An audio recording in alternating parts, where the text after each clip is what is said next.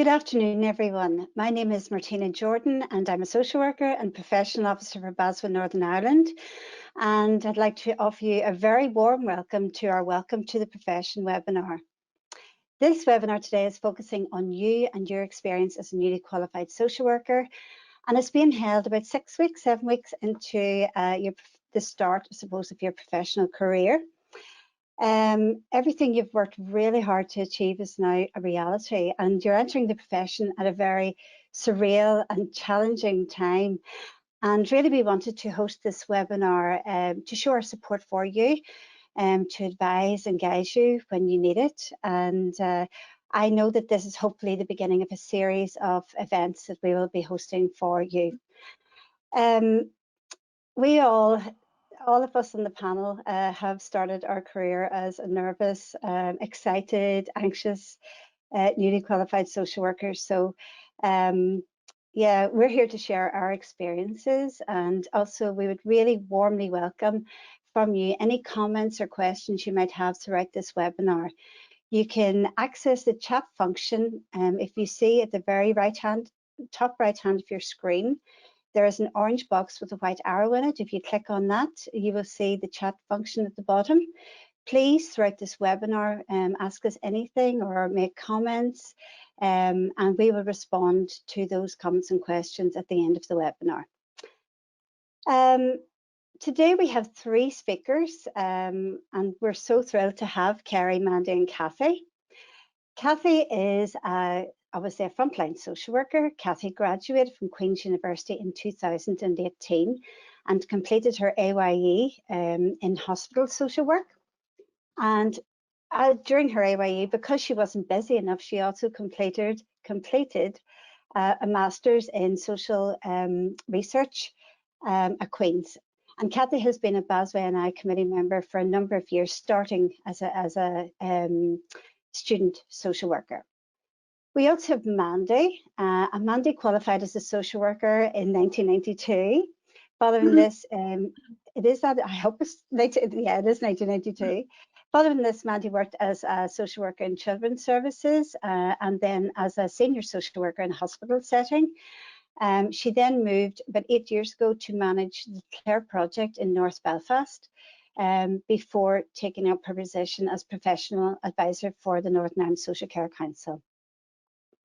And Kerry Malone is our BASW NI Vice Chair. Kerry is a registered independent social work consultant, and Kerry has 23 years experience behind her, both as a practitioner and a manager.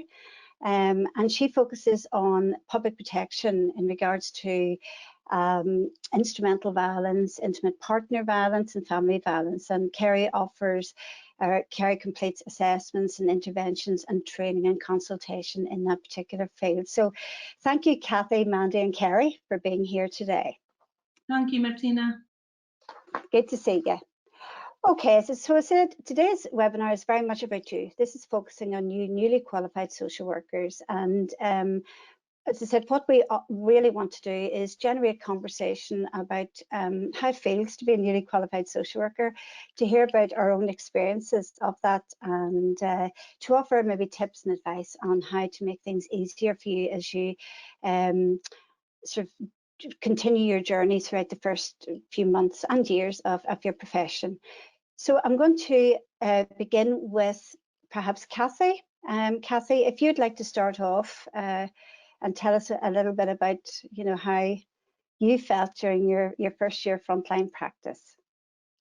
Hi Martina, thanks for having me. I suppose when I first qualified as a social worker, it was a wee bit overwhelming. I was lucky enough that I ended up back in a sector that I'd had as one of my placements. So I thought that I would be going back in and it'd be quite familiar, and it would be just settled in and it wouldn't be a problem. But that was my first placement, and over the year the procedures had completely changed.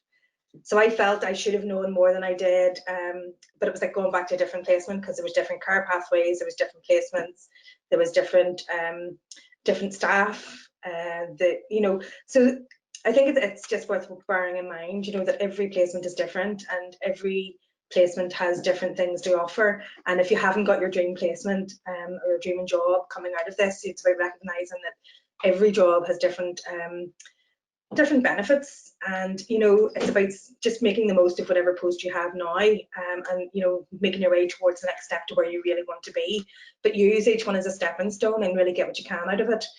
I think it can be a wee bit overwhelming. I think we're very eager to show what we can do, and absolutely we take on more work maybe than we should, because we want everybody to know that we're good at our job, and that can put us under a lot of pressure, and create feelings of being even more overwhelmed. Particularly when you look at the size of caseloads at the moment, it can be quite daunting.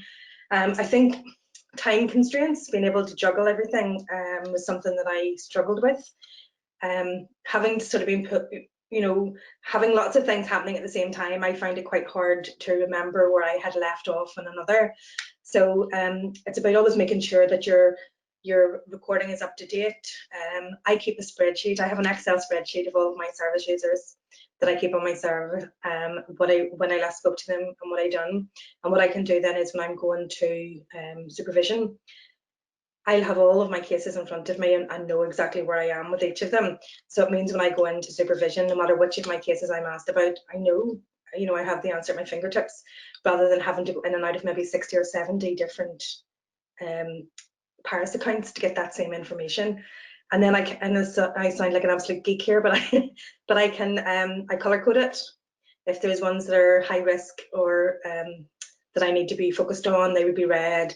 Ones that are going well are green. Ones that are maybe borderline or amber. And I'm quite a visual person, so it's just about finding your own way. What works for you. Some people are visual learners, some people aren't, and it's about just finding the way that works for you to try and keep on top of your workload. Use peer support groups. The trust do hold their own peer support groups as well, but obviously we've had groups on and off through BASW as well, and it's really good to be able to use those, and with the NISC lunchtime meetings as well. Just use the resources that are there. They're there to support you. Use your supervision, go prepared, know what you want to ask. It's your responsibility to make sure that you actually get the supervision that you need, and that you're going in prepared and using that time to your best advantage. Things like sort of top tips I would give for surviving and thriving, apart from my whole sort of Excel spreadsheet. And to be fair, when I started it, they all laughed at me, and now half the team do it. So I've set one up for everybody. The recording, I think, is very important to think about the language that you use when you're working with families and you're recording. Every recording that you do is a reflection of who you are as a social worker. So it's about how you want to be perceived. It's about how you want to portray yourself. I think initially people write everything because they're so frightened of missing something that it makes it very difficult to stay on top of your recording. But as you get more experienced and know what you need to put in, you can cut it back to the more salient points, and that saves a lot of time for people reading it behind you and for you to record it. In terms of something I find as well with a lot of newly qualified social workers is they're almost anxious about making a judgment, which is different from being judgmental. You're here to give your professional opinion. You're looking at theory, you're looking at research, you're looking at evidence-based decision making. That's not being judgmental. It's making a professional judgment, and that's part and parcel of your role, and not to be anxious about it. I suppose the other thing I would say as well is it's really, really important to build the relationships within the team. The relationships in your team are as important as the relationships you'll build with your service users. They're the people who will, when you've had a bad day, and we all have bad days, everybody has bad days in every job, but they're the people that will talk you off the ledge. They're the people that you can go to for advice. Find out the skills in the multidisciplinary team. Find out the skills of the people you're working at. We all have different ones, and don't be frightened to use them. Don't be frightened to ask for support. You only get supervision, over the month, but it's the day-to-day support from the rest of your team that will really, really pull you through. And don't be nervous about asking for it, and don't be embarrassed to ask for it, because everybody has been in the same situation. Really learn your procedures. I know that they can be boring, but it's the thing that protects the service user. It protects you. When you're asked if you're doing a decision, why you've made the decision, it's about making defensible decisions, and that's working within the parameters of your practice. And by learning those procedures, you also know when you're able to push back and when you can advocate for your service user. So that's a really, really crucial part, I think, of the role. But I suppose all in all, don't forget to enjoy it. I love being a social worker. I love going to work every day. Every day is different. And it's exciting, and I really enjoy it. So I suppose that's me. Thank you. It's really, thank you, Kathy. I mean, you've touched on a lot of stuff I know will resonate with the newly qualified social workers here. Time constraints, caseloads, the language you use when you're writing your contact sheets or case notes. Don't be afraid to do things differently is fantastic. I think also you've referred to the relationships within your team and connecting with your team and getting to know your team and their skill set, so you can adapt maybe some of the practices that they use that will work. So all very helpful stuff there, Kathy. Thank you so much. And I think most importantly, you're loving what you're doing. Yeah. So even through all of those challenges, you still love it. So that's lovely to hear. Thank you. And we'll maybe come back. I've actually had a couple of comments already, Kathy. Would you believe it? The surviving and thriving. Lovely, lovely phrase. And the other one was the use of the color coding. So there you go. Well done, you. Okay. Well, now if I pass on then to you, Mandy. And Kathy, can I ask you to mute? Okay, Mandy. Thank you, Martina. Could I have first slide, please? My name is Mandy Cowden. I am a professional advisor with the Social Care Council. I'm going to really talk a little bit about the Social Care Council, talk through the AYE, and talk through really your relationship with the Social Care Council. So could I have the next slide, please?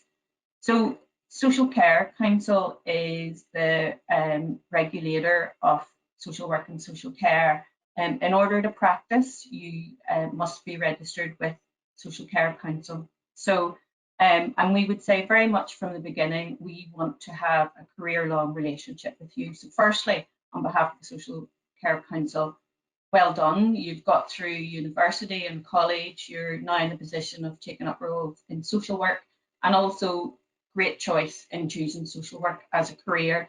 We really are at the heart of looking to empower people to address human rights and to really look at addressing all the inequalities that have come so much to the fore recently in COVID-19. So Social Care Council adopt a global definition of social work, and it's really good to look at that definition. But the first line of that really sums up your career as social work. It says that it's a practice-based profession, but also an academic discipline. So really throughout your career, it's important that yes, you're going to have practice experience, but also it's so important to keep up to date with learning and development, and the two go hand in hand. And I suppose AYE is the first journey in that as a qualified social worker. All the learning that you did through university, there really is an absolute imperative that throughout your career you continue to read, to think, and to critically reflect. So AYE offers you a sort of a transition from being a student at university into your working career. And by being registered with Social Care Council, you've signed up to that global definition, you've signed up to the codes of conduct and practice. So members of the public can be totally reassured that you've had appropriate training, learning, that you're really fit to practice, and you're in a system that encourages that learning and development, and that at the end will make you a better social worker for that. So next slide, please.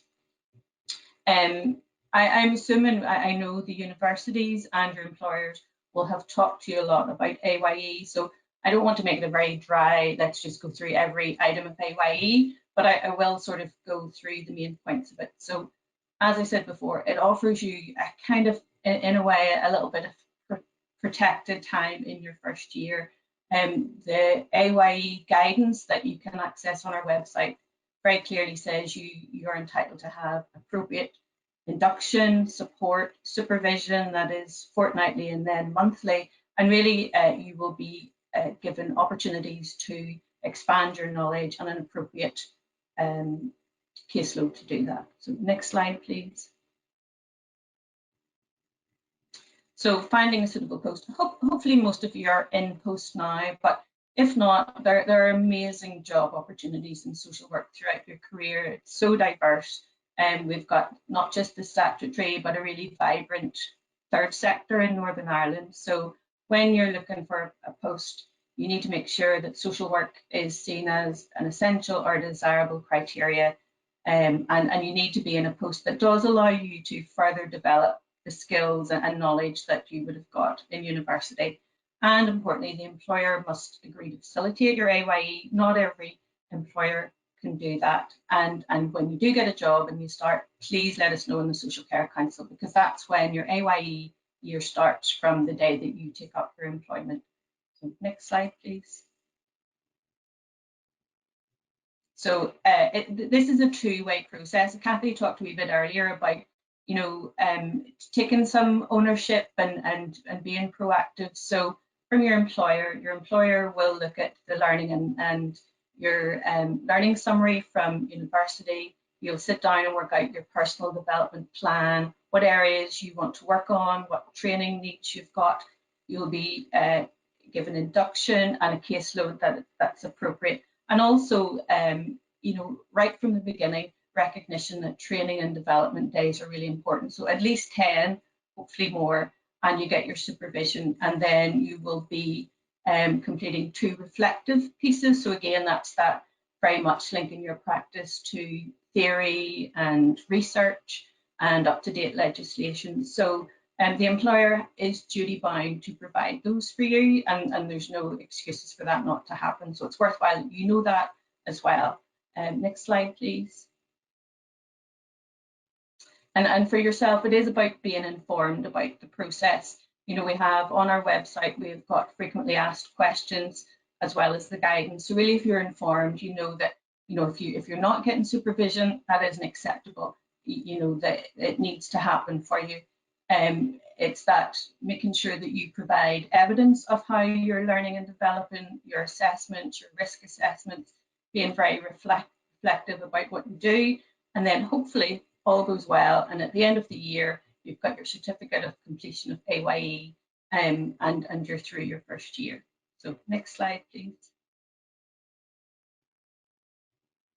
So it's not possible to talk about anything without referring to COVID-19, and we know that your experience starting your AYE is very different, but what we are sure of is that the standards of support, supervision, practice opportunities, those standards are maintained, and we're very confident that that is the case.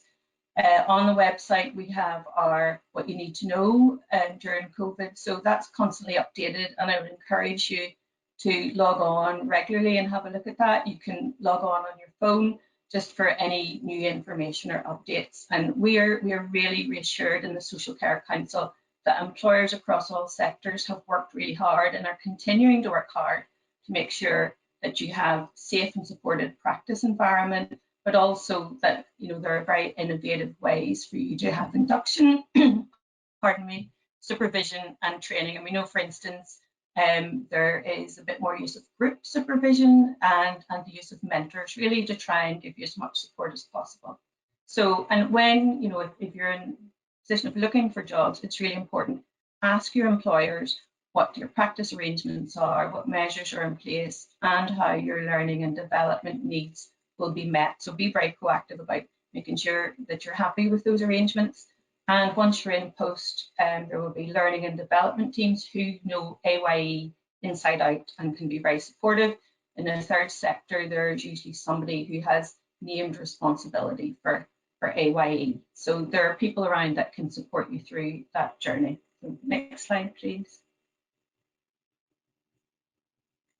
So I'm going to just run through a couple of questions. I know, for instance, people say, what if I get a job outside Northern Ireland? If you work for a year and it's a suitable post, the employer can sign off an AYE form for you to, in effect, mean that you don't have to do AYE when you come back to Northern Ireland. If it's not quite a full year, then you need to negotiate with your new employer the information they get from your previous employer and how much of that would count towards maybe taken some of the months out of your AYE.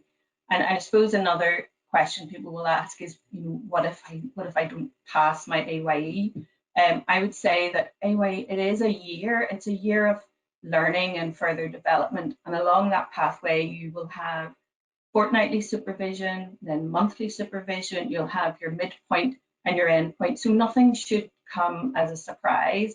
If you do need additional time, then you can, your employer can sit down with you and say, agree it's an extra couple of months. If maybe there's reasons that aren't to do with capability, but are more about you maybe having to take some time off, we can extend the period of your AYE. And I would always say, if having exhausted all the avenues of information, if you feel that you still aren't sure about stuff, please do lift the phone or email us and we can try and point you in the right direction.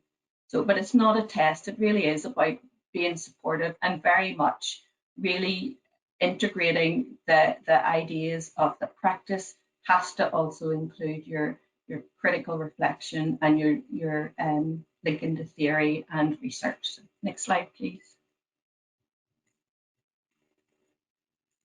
So, and just to say, again, we've talked about this journey of continuous professional development, lifelong learning, 25 years plus in the career. I'm doing courses at the minute and I can't see that it'll ever stop, because it's absolutely, by doing that, you become a better worker. So even when you finish your AYE, you will then be embarking on the path of the professionals in practice requirements, and you will be registered with a requirement to complete 2 PIP requirements on the framework before your 3-year point of registration. And when it comes to your final review with your supervisor, they will talk to you about what that looks like going forward.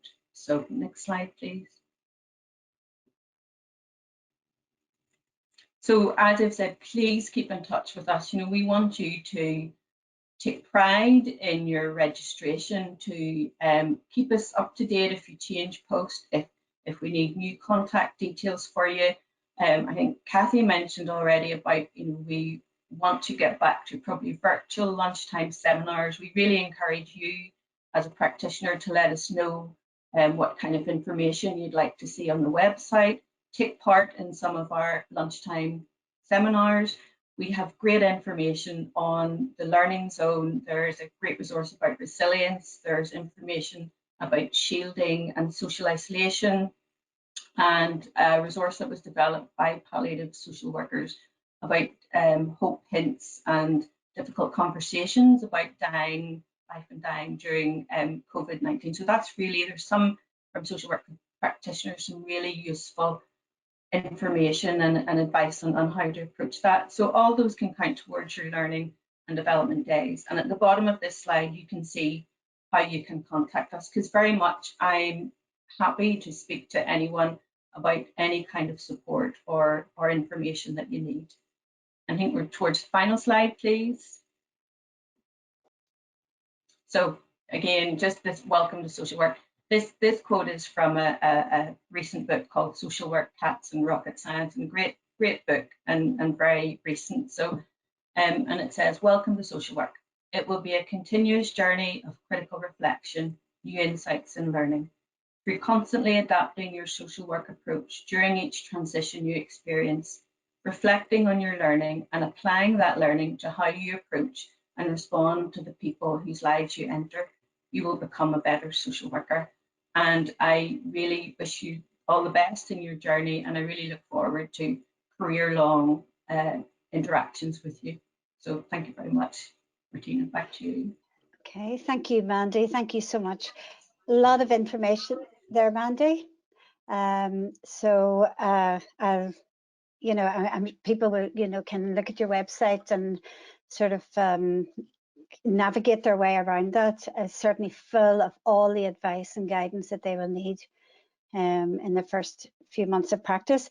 One thing I just picked up on what you'd said, this is lifelong learning, and I would thoroughly recommend that every newly qualified social worker keeps learning, keeps appraising themselves and keeps critically reflecting on practice. So that's very helpful. And I do know also for those of you out there that Mandy and professional advisors are there for you. So please use that support. It is really important. Okay, I'm going to go now to Kerry.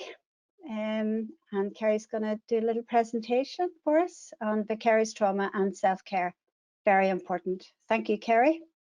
Thank you, Martina, and thank you for inviting me to be part of this today. And to all you newly qualified social workers, welcome to the profession. We're delighted to have you all. And because we're delighted to have you all, we want to make sure that you put in place the self-care from the very beginning of your career. And so that's what we're going to talk about today. One of the things I think about when I consider self-care is I always think about being on an airplane, when they tell you to put the mask on yourself first in an emergency before putting it on anybody else, which is kind of counterintuitive at times, because you want to support others, but it's important that you take self-care so that you can be in a position to help others. And so we just go through the slides. Martina, the first slide. So just having a look at maybe defining what vicarious trauma is, or second-hand trauma, if you like. So that's really, vicarious trauma is a cumulative effect on working with individuals or families or communities who have experienced traumatic life events. And I think it's particularly important when you consider vicarious trauma, and they usually look at when you work with individuals or families. But I thought within a Northern Ireland context, and actually within the context of COVID-19 at the minute, it was important to include how trauma can affect communities and how that then impacts on those professionals working within that community, and namely social workers. You then have secondary trauma, which is the emotional impact of hearing information, so hearing the details or witnessing the trauma in others. So hearing the details of their stories, their experiences, how it's impacted on the service users you'll be working with, but also actually visually seeing it in someone, so seeing the impact of that, whether that's mental health or just actually sharing that information from you firsthand. And that can, if we don't take care of ourselves, lead to compassionate fatigue. So that's the emotional residue of working with those impacted by trauma or suffering a traumatic event. And if we don't take care, then that can lead to professional burnout. So it's particularly important that we consider the ways in which that can impact on you as professionals, but also how you can take care of yourself. So if we move to the next slide. So this actual model was developed in 1992, and it was actually developed for those working around sexual violence in particular, but I think it actually applies right across the board, given that us as professionals are hearing those traumatic experiences and childhood experiences of the clients or service users that we're working with. So what they detail here is those initial stages. So these are the stages that you're entering at the minute.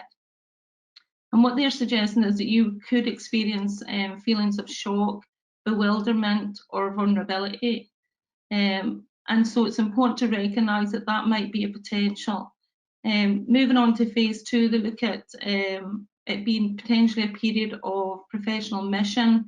You hope for that effectiveness of your involvement, your work ethics and your empathy for your clients. And at times we can overestimate the impact that we have on others, and if we overestimate the impact that we have at times, it can leave a residue feeling on you as workers.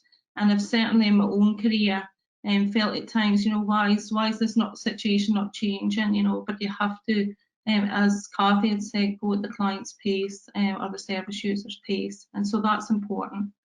And then that leads to phase 3, which can be about repressing your emotions. And those emotions can include anger, resentment, cynicism. And if that's not dealt with through self-care, it can lead to disenchantment. Or it can equally lead to adoption if you're able to put the self-care mechanisms in place and recognise the impact on you as practitioners. So if we can have the next slide, and I think it's the next one again after that. So then let's look at some of the impact issues. So you will see some of the symptoms of compassionate fatigue in yourself physically, emotionally, and in your own behaviour. And I'll give you some examples, although these are not exhaustive and they're personal to every individual and their own circumstances. But you can at times, if you don't put the self-care in, have a level of loss of purpose, anxiety, sleep disturbance, being hypervigilant. That was one of the effects that I would have experienced at times in my career, that hypervigilance, constantly thinking that a case may not be as stable as you potentially hoped or thought it was. Some self-doubt, lack of confidence, and then some of the physical changes could be, you know, appetite changes, losing interest in yourself, poor self-care, feeling overwhelmed, anger and apathy. So those are all of some of the symptoms, and like I say, they're not exhaustive and they're personal. So how do we actually address those? And if we can move on to the next slide, please, Martina. Well, strategies for self-care, and I like to think about this in 3 sections. So your own responsibility, because we all have responsibility for our own self-care, but your employer has a responsibility, as Mandy had said, and how NISC can support you, and the professional bodies like NISC and BASW. So in terms of your self-responsibility, I mean, what I would suggest is that you are proactive in gaining support should you experience any of the factors that we just looked at, or any of the symptoms we just looked at. And try not to think, well, I would need more than one of these to seek support. No, if you are experiencing any of those, Kathy had mentioned there about support coming from your colleagues, so it's important to attain that, but also within your supervision. Know your own signs and symptoms. So everybody's different. Everybody will experience stress in a different way and will cope with stress in a different way. So it's important for you to know yourself.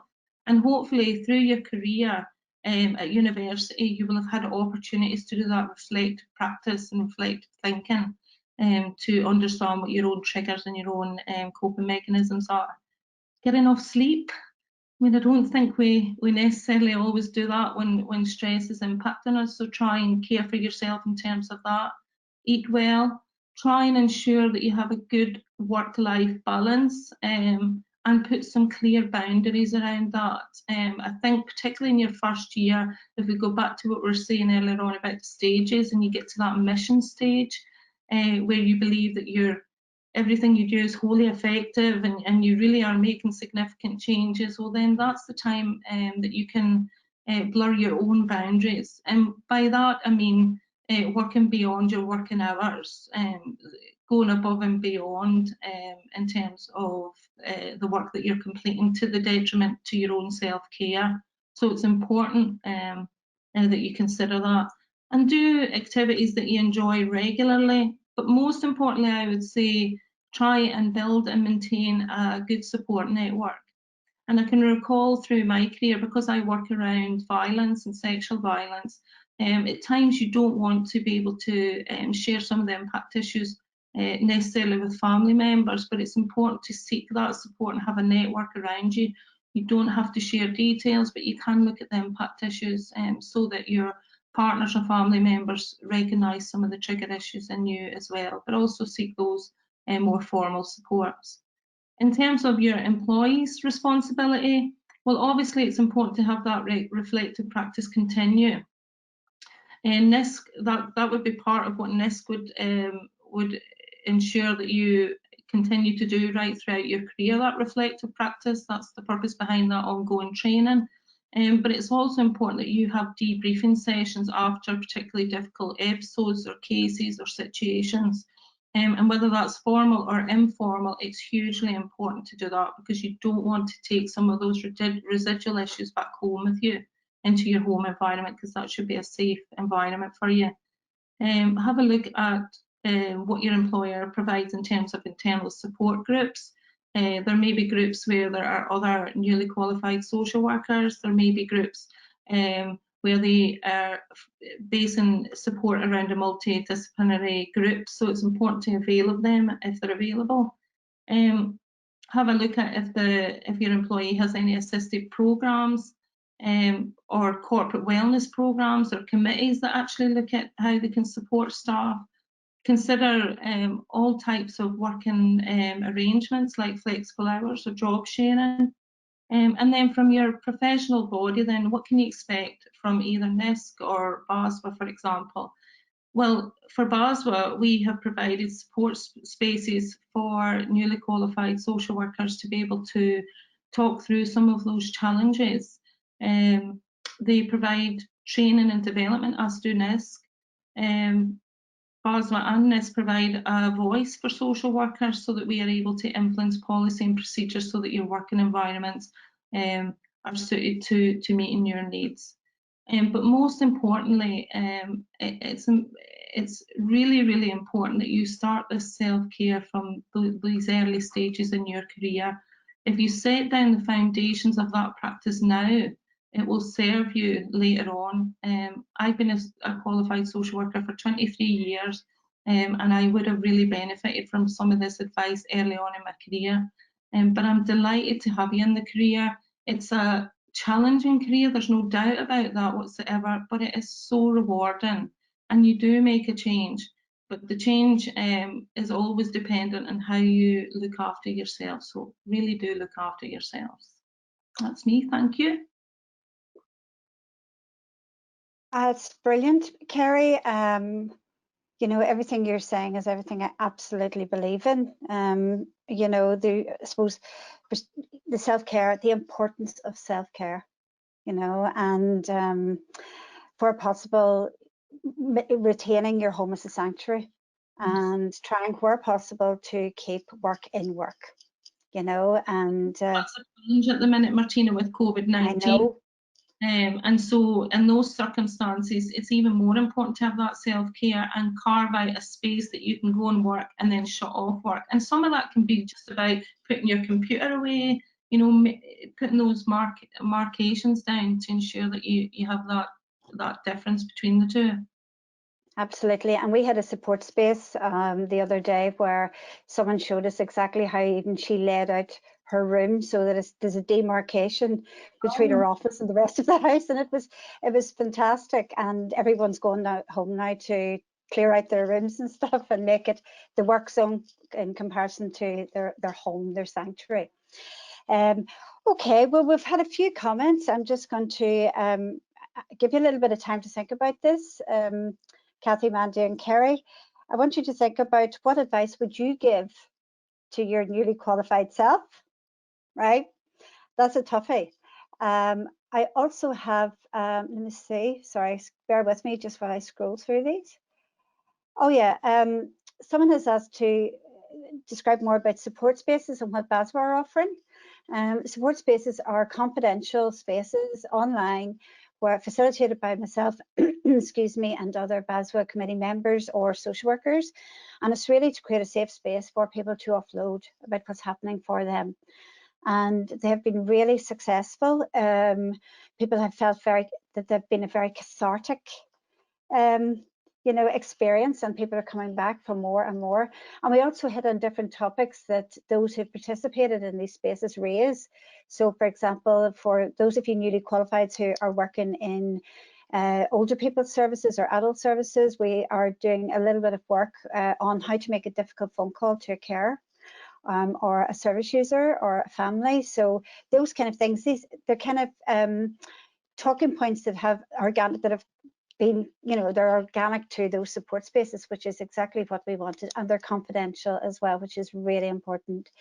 The other thing is, someone has commented on what does BASW do that is different from a union.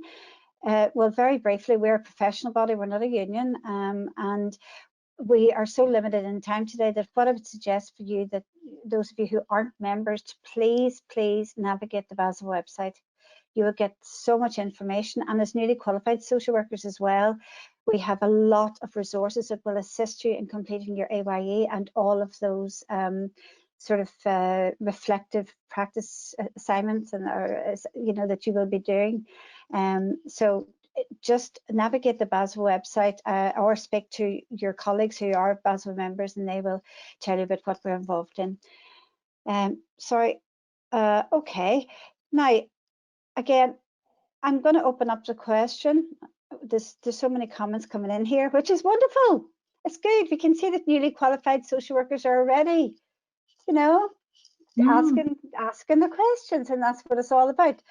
But if I could just maybe go back to the question I asked of you earlier on, which has been sprung on you, but what I have to think about 25 years ago, but it's quite vivid. My recollection of how I was as a newly qualified social is very vivid. But who would like to go first? Kathy, Mandy, Kerry, put up your hand and just tell us about what you would tell your newly qualified self. Thanks, Mandy. I would tell my newly qualified self that you can make a difference, even in terms of positively and challenging the system a little bit, and questioning things rather than just assuming that you have to accept things as they are, because there are things within the system that really do need to be improved. And even as a newly qualified social worker, if you see things that you don't agree with, have that confidence that your opinion matters, and very much because you're on the ground with people who use services, you will be learning from them as well about the challenges they face, and you're an advocate. And so I would say that you have power to really absolutely change systems from day one. Great. Kerry, Kathy? I go next. I suppose I'm not that long out of my AYE, so it's maybe a bit fresher, but I think the thing that I would probably, I wish someone had told me, is it's okay to say no. You don't have to take on board everything. You don't, I think I kind of sometimes felt that maybe people would think I was stupid, or I couldn't cope, or, you know, that I wasn't good at my job if I didn't say yes to everything. And I think you put yourself under undue pressure when people maybe just don't realise what your caseload's like, or, you know, where things are going. That I don't mean just like someone asks you a question, speak no, but it's okay if you're having problems to say to your senior, you know, when they're doing allocations, actually, I don't have capacity to do that because of A, B, C, and D. And as long as you can make a reasoned argument and just be very clear about why you're not able to take on board additional tasks, I think most managers are accepting of that. But yeah, that it just doesn't reflect on who you are as an individual or on your role. It's just, we all have a maximum capacity and recognizing that. Yeah, thank you, Kathy. Kerry? Yeah, I would actually agree with Kathy. One of my advice would be to that young social worker, which seems a long time ago now, but it would be to maintain boundaries, and not just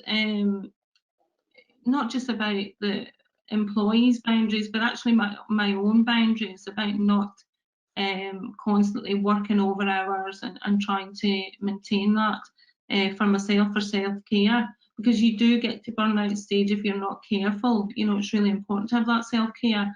But the other advice I would give my younger self, my newly qualified self, would be around communication, about just understanding that any communication that you have will influence how a case will develop. And that it's really important to maintain those social work ethics and to work from a strength-based point of view.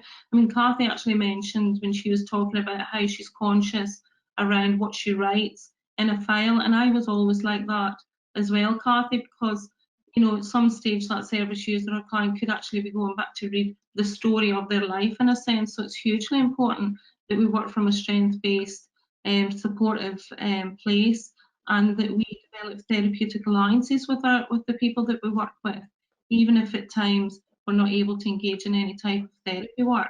But you can always develop that therapeutic alliance from a strength-based perspective, and believe that people can actually make changes in their life with support. Great, yeah, Kerry. I mean, I would like to say when I started off with my big perm and big diary, I was going to change the word single-handedly. My belly was full of fire and social justice, and I know that there's some of my old students watching this right now as well who are qualified. I'm so proud of you. But I always talk about this fire in the belly, and I was gung-ho. And if I were to speak to my younger self, I would say, calm down, you know, learn, you know, walk before you can run. Don't take too much on, don't think too much, don't I could never say don't care too much, because you can't change that. That's who we are, our values are. But I'd say calm down, you know, and listen to people who are experienced and around you, you know, because listen to them, but also do not be afraid. And as Mandy said, don't be afraid to seek people to think differently as well, and to be creative and innovative, and go with your service user as well. And Kathy has alluded to that as well. I'd also really highly recommend, as Kerry said, and we all are agreeing here, about you know, your cutoff and being clear about your case. So have the courage. You may feel it's vulnerable to go to your line manager and say, you know, I can't deal with this huge caseload. You need to do that. You have got to do that. You have us supporting you, NIST supporting you. It is only good practice to say this is too much. And we implore you to really be very clear about that from the very beginning. I have a few more comments here. Someone has, and it's really interesting, will I get into trouble if I point out that things are wrong? Will I get into trouble? Mandy, what about you? Yeah. Do you know what? Somebody, again, early in my career, said to me, don't bring problems, bring solutions. So I think it's about how you frame, not that things are wrong, but that things could be improved. And you know, in all statutory and voluntary sectors, there's a drive towards quality improvement, and you know, we can't stand still. I mean, I think COVID has really shown huge innovations that maybe before there might have been some resistance to. So I would say, you know, I talk about positive disruption. If you think that something isn't quite right, think about solutions. If you're just going to go, that's wrong, that's wrong, that's wrong, that's a really negative. But if you say, this isn't working well, I have an idea, and you frame it in that way, then you're not going to get into trouble. You're going to actually be valued as somebody who's thinking very widely about the system and benefiting others. So I think that it's how you approach that and frame it, really. Anyone else? Yeah, just what Mandy's saying there as well. You know, you don't want your message to get lost in the delivery. So think about how you're going to deliver information. And that's what I was saying about a strengths-based perspective when you're working with service users as well. Whoever you're communicating with, that's the biggest part of our job is communication. So think about how you would want to hear that information and how it would feel. And usually you'll get the best, whether it's your employer or the people you're working with or your colleagues. So think about your delivery. Thank you, Kerry. And Kathy? I would agree, actually, with both Mandy and Kerry. I would have proposed a couple of quality improvements when I was an AYE social worker, one of which was implemented and worked really well. And I think it's important, actually, for fresh eyes coming in to actually be sometimes the people that can say, well, why do we do this the way we do it? And I think sometimes even in people explaining to you why it is done the way that it is done can make them sit back and go, oh, is that the best way to do it? But again, would very much be, this is the problem I'm seeing, this may resolve it, you know, and coming with that ready is much more positive delivery and much more likely to be taken seriously. But I think also we have an ethical responsibility as social workers. If we see that something is wrong or something, you know, is not being done correctly, that we have an ethical and, you know, obligation to actually to challenge it. And, you know, I think that's again is about knowing your policies and procedures and knowing what the policy is. And, you know, it is our responsibility ethically to challenge poor practice. Absolutely. And I remember a wise sage in the profession telling me once, just picture the service users as a loved one of your loved ones.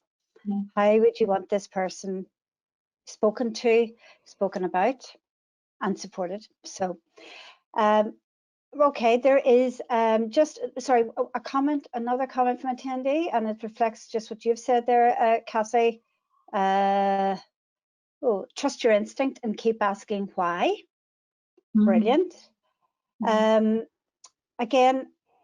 just there's a member here, a BASW member, talking about what we're doing in terms of, you referred earlier on, Kathy, to caseloads and bureaucracy, and just to say that BASW, as Kerry knows, and Cassie knows on our committee, BASW campaign for ferociously and vociferously for a reduction in bureaucracy, and that campaign is ongoing.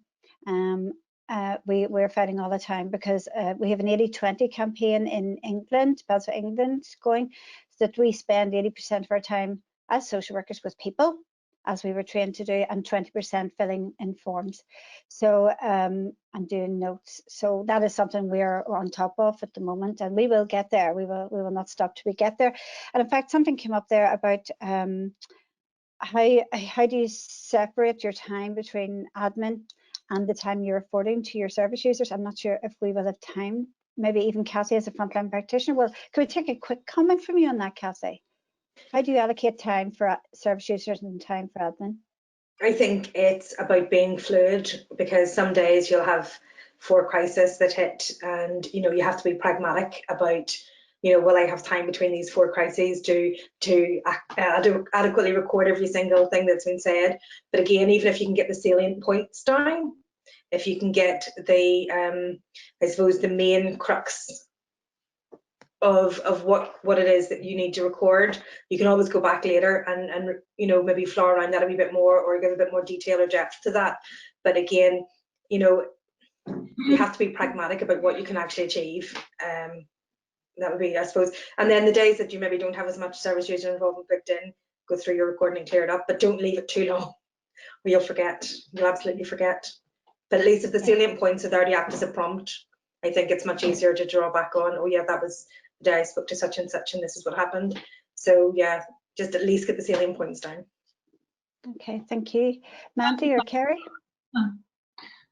Just to stay in line with that as well, there will be occasions, because of what's going on, that you will have to record whilst your service user is with you. And what I would suggest to newly qualified social workers and any social worker is that you are open about what's being recorded and show the individual you're recording about before you leave, because I think that impacts significantly on the level of autonomy that service users feel they have. If someone's writing away about you and you don't know what's being written, it can be quite disempowering. So just be conscious of that. Okay, thank you. Yeah, and I suppose briefly, Martina, I would just say, I know as a practitioner, I would have booked lots of visits to go and see people, because that's the stuff I like. And I never, for a long time, didn't actually book time for recording. So as I went on in my career, I started to actually try as much as possible. As Kathy says, things happen, but at least say, this is a recording morning or afternoon, and have spaces that you don't, because my diary would be 5 days visiting people, instead of thinking, well, no, I actually ring fence some time and try, if you can, to keep it. Okay, thank you, Mandy. Next slide, please. Okay, sorry, we've heard a lot. I just wanted to talk very briefly. There was a webinar, Stepping Stones from Student to Social Worker, by Siobhan Maclean, and her top tips. That was a BASW UK webinar, and if you missed it, you can book to listen again on the 22nd of July, and you can attend that webinar by going onto the BASW website and into the event section. There's also, as I said, for the newly qualified social worker members, we have a lot of events planned from the middle of August. We're quite excited about that, and but we do need you to be a member to be involved in those events, all of which carry PIP credits, which are important to start accruing from the early stages. Unlike me, I used to just try and accrue. I used to go flat out towards the end of my registry when my renewal was coming up. I was like flat out looking for evidence of CPD, etc. So do it from the beginning. This is good practice, and attend. So any event you attend that's hosted by BASW will give you PIP credits. Can I just ask them, we're coming up almost to 25 past 12. Or 1, is it 1? It's 1. Can I just ask you final thoughts then? Just, anything you'd like to say to our newly qualified social workers? I mean, from me, I'd just like to say, welcome again to the profession, and be proud of your profession. It's a worthwhile profession. It makes a huge difference in the families and the individuals that we work with. Never lose that belief that people can change and make changes in their life if they're supported, despite maybe some of the adverse effects they've experienced. And lean on us as your colleagues in the profession. You know, lean on the people who are around you, because we will always support you. Yeah, and good luck. Thank you, Kerry. Mandy?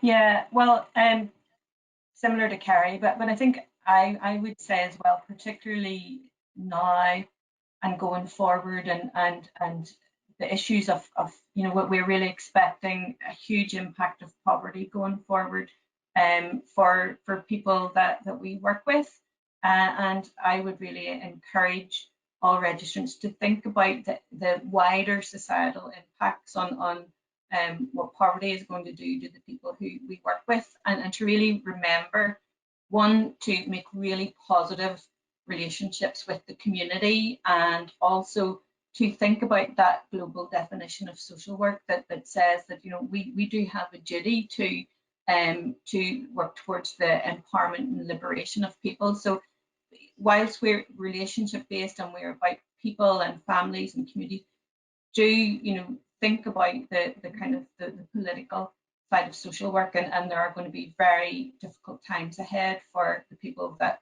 we work with. So yeah, it's another way to define it. That's great. Thank you, Mandy. And Kathy? I think for me as well, part of my taking pride in my profession was very much being part of the committee and being part of BASW. I suppose I was described in uni as being a bit of an activist, and I think that by giving our voices to BASW, we sort of, it gives a credibility to BASW. We're only as credible as the size of our membership, and I think it's really important that all newly qualified social workers should be joining their professional body and taking pride in who they are, pride in their profession, and for me that's part of it. I think I've learned a lot and grown a lot through being part of the committee, and as a result of the, you know, the events and things that I've been able to attend, and the people that I've had the opportunity to work with, ladies, and I've really grown, I think, as a practitioner. But you know, I do believe in a lot of the, you know, the campaigns and things that we're running through BASW, you know, like the anti-austerity campaign, and, you know, the campaign against the two-child rule, and there was quite significant movement on that in terms of protecting social workers in Northern Ireland, from the risk of prosecution for not declaring. So I think that maybe we could be a bit better about shouting about what we actually do, so that people are more aware of it. But yeah, for me that would be a big thing, is take pride in your profession, and part of it is joining the professional body. Okay, thank you, Kathy. Just to remind those who are listening, today's webinar, it forms part of our Success in Social Work series, which is part of BASW Northern Ireland, BASW UK's professional development programme. So we are focusing on a range of topics, exploring the most up-to-date research findings across the UK as they impact on social workers and social service users. So if any of you newly qualified social workers out there would like to, or are researching topics which aim to inform social work practice, I would really recommend that you contact Jane Shears, who's BASW UK's Head of Professional Development, just to explore how you could get involved in our work as well. It'd be really exciting for us and to have you, as well as for you to be involved in that. So as I said, contact Jane Shears. If you again navigate the BASW website, you will get Jane's details.